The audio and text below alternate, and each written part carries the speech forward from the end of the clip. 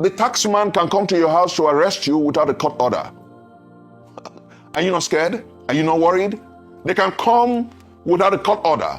That means that this taxman is going to have much more power than almost the IG of police. He can come to anybody he suspects of infraction and says, okay, you're arrested. Come and explain yourself.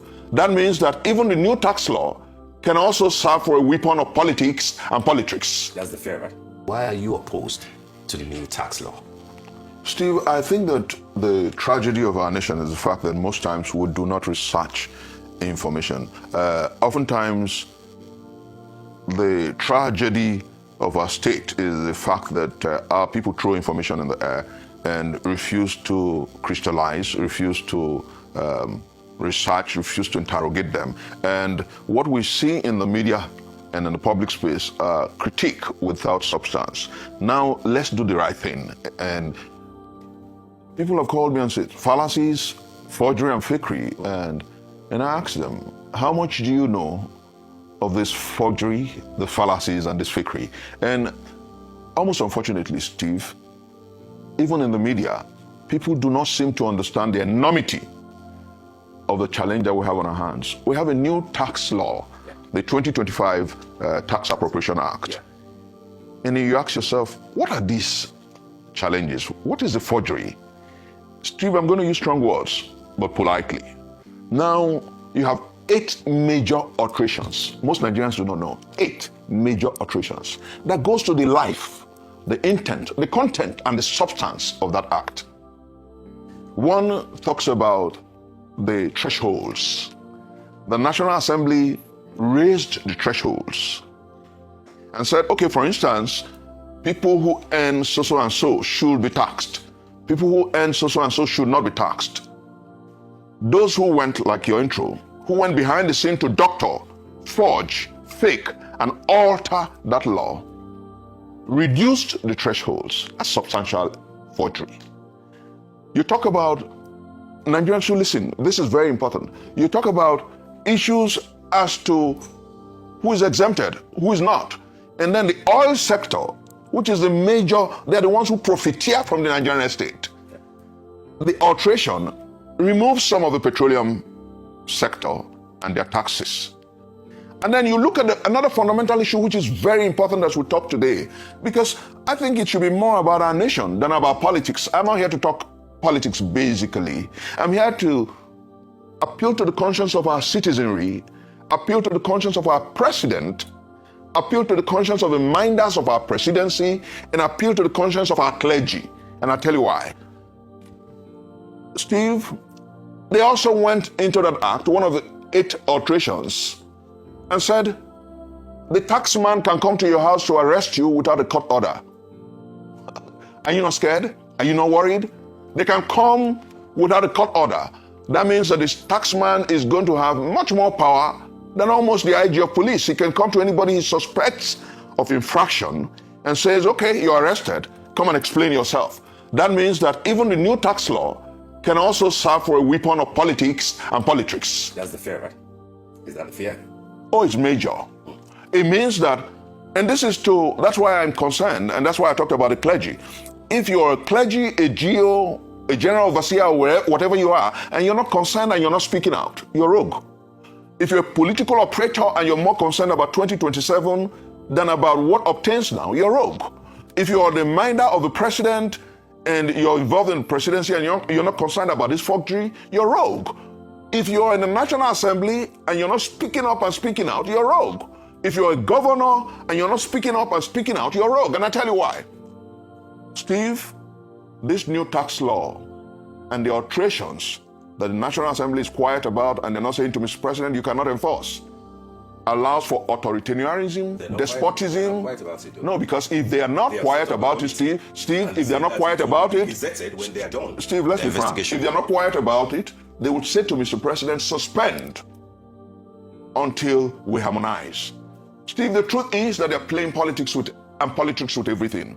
And this is fundamentally important. How does this affect the masses of our people and our politics? We live in a country where we're no longer talking about fake prophets, forged priests. We're not talking about fake and forged documents. We're talking about the law. The law. if a law that should govern our economy and our finances is forged, and we think it's all right to go ahead with it, then we're in trouble as a people. We're not only in trouble as a people, then we have some question with our conscience, emotions, and ideals as a people. And Steve, in the good year, a New Year goodwill messages across the clergy, across every sector, I saw governors speaking to a new year that they want to be profound, profuse, and awesome. I heard clergy talking about a new year that they want to be great and awesome. And I asked myself, on what are you predicating it? On a new year that the federal government has told you, we have a new tax law, and the threshold is lower than the National Assembly allowed. That means that tomorrow the taxman could call my dear sister and say, oh, you got to pay this, and if you don't pay this, you're arrested tomorrow. That means that the taxman can call you, Steve, and say, oh, we heard this is how much you're paid, and you fall into this delineation. They can do that without regards to anybody. And then one of the worrisome part of it, for me, Steve, is the fact that one of the alterations says that they don't need to go back quarterly to the National Assembly. That means that we have despotism, authoritarianism, dictatorship, and impunity on our space. Steve, it's worrisome. It should bother you. It should bother the governors. It should bother the clergy. It should bother the National Assembly. We're in trouble. Will the alterations stand? Do you think they will stand? The law is in place already. No, but it will be regazetted, won't it? How do you regazette without reviewing? Is that not the basis to talk about, if you know what Steve, I'm talking can we communicate here? To... Do you have to regazette before reviewing? But it's the basis to go to the court, isn't it? To say that the law that you're implementing for which you want to arrest Chris went to court in Ogobia. 2023. What came out of it? Go to court is now the praxis for just waste some time. And I think that what is important in 2026 is for the masses of our people to rise up to interrogate fundamental issues. Eternal vigilance is the price for freedom and liberty. I am not here to disparage anyone. I'm here to say to our countrymen, to those who are in the APC, the ADC, and across political tendencies, to understand that statesmen think about the citizenry. Statesmen think about the nation. Politicians think about the next election. And the time to begin to think about our nation is now. To President Bola Ahmed Tinubu and his minders, the time to think about Nigeria and the nation is now. I am not concerned. Steve, I didn't come here to talk about 2027, and I beg you, oblige me that position. Absolutely. Some people will say to me, Professor, you were part of the Labour Party.